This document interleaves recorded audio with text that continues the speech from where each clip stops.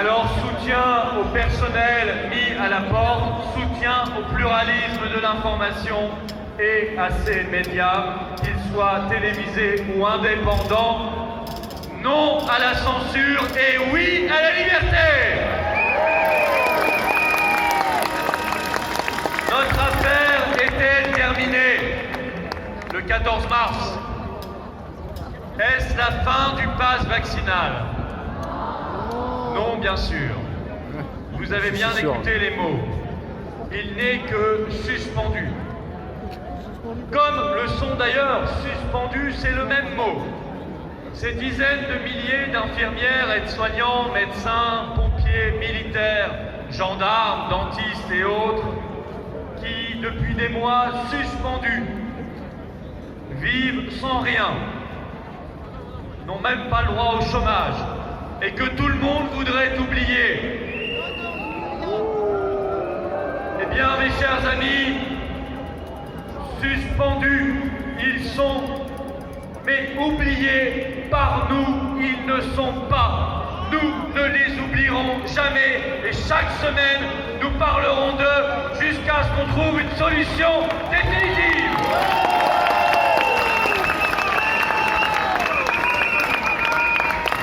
Suspendu, d'ailleurs, mot qui veut tout dire et rien dire. Pour eux, ça veut dire que professionnellement, ils ne sont plus rien. Et pour certains, pas certains de le redevenir demain. Laissés dans le brouillard de l'incertitude et un dénuement qui, lui, est beaucoup plus certain. Tu pourrais me tenir ça, s'il te plaît? Passe vaccinal suspendu. Mot qui nous laisse cette fois, nous, collectivement, dans le brouillard de l'incertitude. Plus là, mais toujours là, au-dessus de nos têtes, comme une menace, un chantage. De retour, si nous ne sommes pas sages. De retour, si le funeste Véran considère qu'il y a un nouveau variant dangereux pour nous. Alors, profitons à partir du 14 mars de ces quelques semaines ou quelques mois de répit qui nous laisseront forcément plus de liberté de nous déplacer, de circuler, de faire ce que l'on veut, et même de reprofiter de certains petits plaisirs sympathiques de la vie. Profitons-en surtout pour avertir, pour alerter et pour collectivement nous préparer. Si nous baissons la garde, le pass vaccinal reviendra. Vous l'avez compris. Et c'est la société du QR code perpétuel qui s'installera. C'est la société de la liberté conditionnelle qui gagnera. D'ailleurs, le pass sanitaire, lui, ne disparaît pas de l'entrée des hôpitaux ni des EHPAD. Honteuse apartheid, honteuse discrimination sanitaire et vaccinale, honteuse discrimination sociale, car de fait, c'est accepté, pour combien de temps, on ne le sait même pas, de rendre l'accès simple à l'hôpital payant pour des millions de Français. Tout comme subsiste le masque obligatoire dans les transports collectifs, les trains, les avions, les métros, les bus, etc. Et ce masque menace de pouvoir revenir ailleurs. Alors, cette suspension, décidément, ne nous convient pas. On ne nous confisque pas nos libertés pour nous les rendre arbitrairement, provisoirement, quand ça chante à nos maîtres. Parce que d'abord, nous n'avons pas de maître. Nous ne reconnaissons qu'un seul souverain en France, et c'est le peuple français.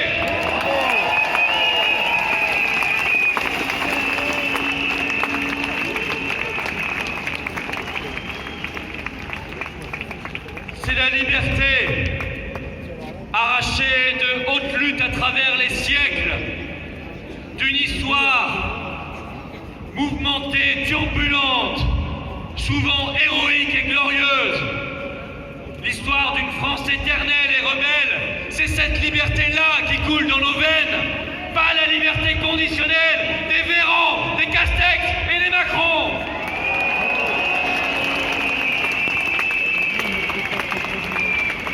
Nous ne voulons pas de vos miettes. Nous ne voulons pas de votre laisse au cou, plus ou moins longue, selon les périodes et votre bon vouloir. Non, nous exigeons l'abrogation, partout, immédiate, définitive, de tout pass sanitaire comme vaccinal. Nous exigeons la suppression immédiate et partout et définitive du port du masque obligatoire. Nous exigeons la réintégration immédiate de tous les personnels suspendus avec excuse officielle de l'État et indemnisation. Nous exigeons la fin de toutes les poursuites engagées contre des médecins attaqués par le Conseil national de l'ordre des médecins et même parfois par une justice aux ordres. Il faudra leur rendre leur honneur, leur rendre leur liberté de soigner et de prescrire. Et c'est le Conseil de l'ordre qu'il faudra dissoudre définitivement.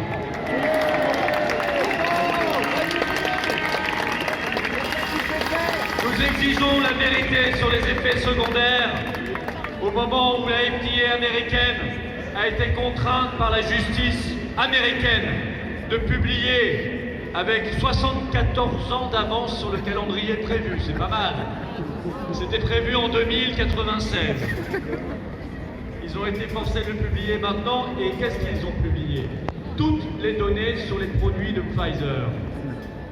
Eh bien, on en a appris des belles et des moins belles.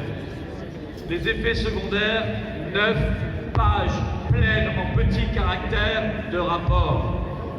9 pages pleines en petits caractères d'effets secondaires. Ces pages ont-elles été présentées aux personnes à qui on a demandé de se faire vacciner pour pouvoir continuer de travailler ou d'aller au restaurant? Non, bien sûr. Il y a donc eu escroquerie, il y a donc eu rupture de consentement. Et ça entraînera des poursuites, des procès et des condamnations.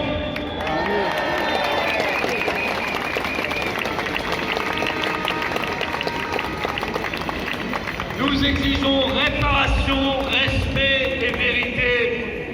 Et nous nous battrons jusqu'au bout pour la liberté réelle et la victoire, car nous ne lâcherons rien.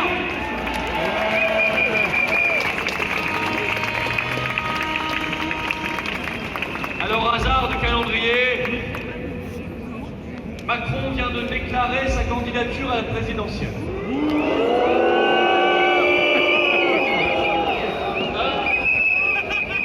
Il nous a d'ailleurs écrit une lettre pour nous la présenter. Je propose qu'on lui réponde par 67 millions de lettres de licenciement. 67 millions de lettres de licenciement pour faute lourde, impardonnable et haute trahison.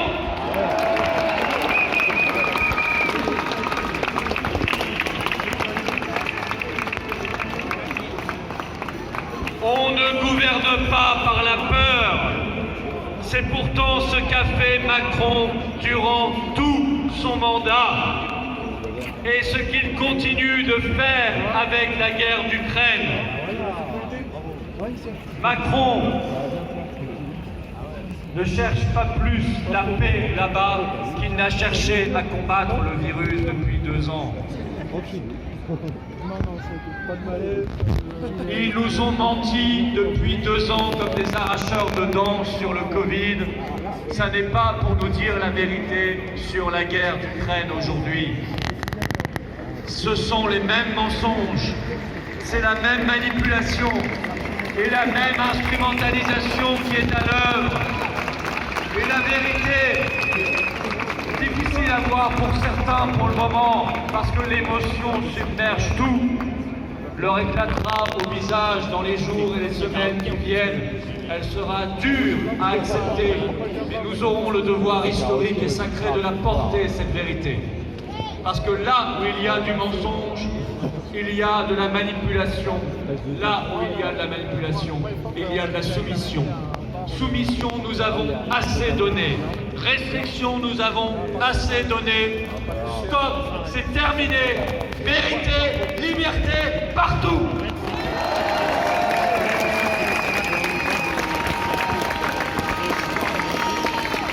Sur l'Ukraine, ils cherchent à nous faire peur par tout moyen pour nous soumettre.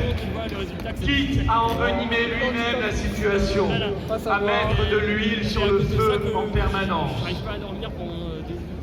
Il se moque, je vous dis, autant du peuple ukrainien qu'il se moque des infirmières qu'il a mis à la rue.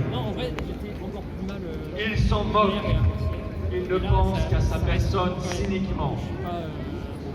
S'il cherchait vraiment la paix, ça me permettrait, tu vois, et ici, jours de télétravail chill. Nous voulons tous la paix. Et si je le fais, je vais emmerder tout le monde dans notre... Alors, il aurait dégagé depuis bien longtemps la France de l'OTAN.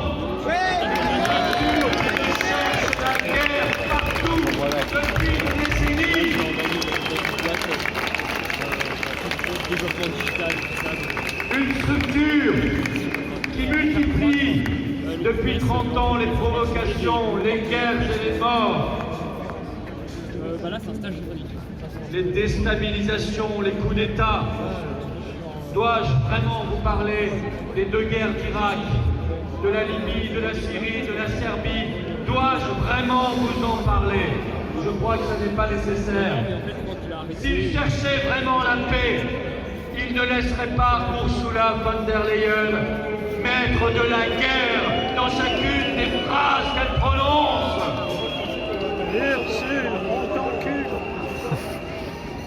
En réalité, Macron continue de faire la guerre, mais c'est à nous. Il nous avait prévenu dès mars 2020. C'est à nous, au peuple de France, qu'il fait la guerre. Le chef de guerre rêve, comme le chef de guerre sanitaire, de couvre-feu, de confinement et d'état d'urgence. Il est la définition même du pyromane. Alors qu'un chef d'État digne de ce nom devrait passer son temps à déclarer sa flamme à son pays, lui préfère le passer au lance-flammes, au lance-flammes de la peur, au lance-flammes de la division, au lance-flammes du mensonge. Passer la France au lance-flammes et en livrer les cendres de ce qui reste à l'Union européenne, dont il voudrait qu'elle remplace notre pays. Ce projet, mes chers amis, résistants et patriotes, nous ne l'accepterons jamais. Nous sommes la France de toute éternité et nous serons toujours la France.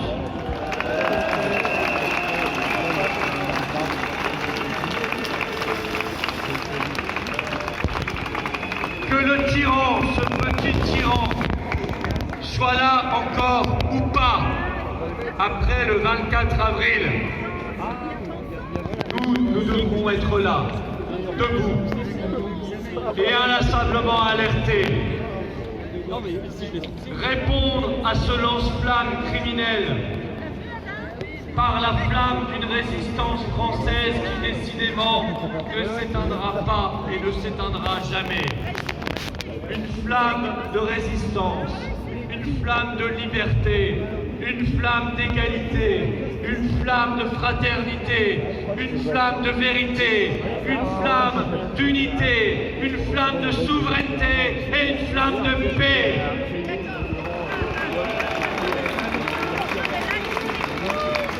Quoi qu'il arrive, il nous trouvera sur son chemin. Quoi qu'il arrive, nous irons vers la victoire et nous gagnerons. Vive la liberté, vive la résistance, vive la paix et vive la France libre.